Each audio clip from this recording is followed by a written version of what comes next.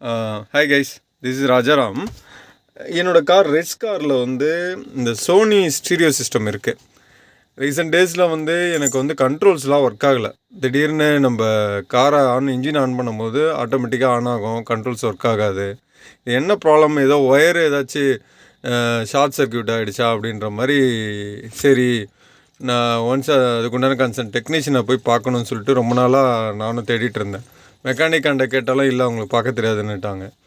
அப்புறம் சரி, நான் ஒரு நாள் ஃப்ரீயாக இருக்கும்போது ஜஸ்ட்டு செக் பண்ணி பார்த்தேன்.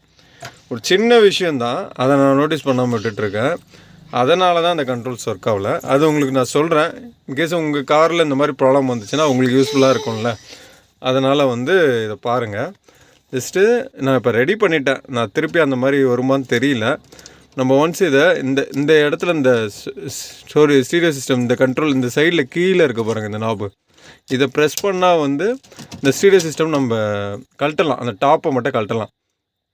கழட்டிட்டு நல்லா பாருங்கள், இந்த சைடில் வந்து ஒன்ஸு ஃபிக்ஸ் பண்ணும்போது இப்படி ஸ்லாண்டிங்காக சாய்ச்சி ஃபஸ்ட்டு இதில் லாக் பண்ணிவிட்டு அப்புறம் புஷ் பண்ணி லாக் பண்ணணும். இந்த ப்ராப்பராக ஃபிக்ஸ் பண்ணிட்டாலே கண்ட்ரோல்ஸ் எல்லாமே ப்ராப்பராக ஒர்க் ஆகும். இந்த விஷயம் தெரியாமல் நானும் ரொம்ப நாளாக சர்ச் பண்ணிகிட்டு இருந்தேன்.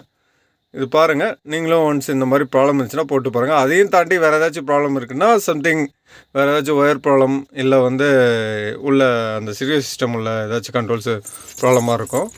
அது நீங்கள் ப்ராப்பர் டெக்னீஷியனாண்ட கொடுத்து ரெடி பண்ணிக்கோங்க. Thank you guys.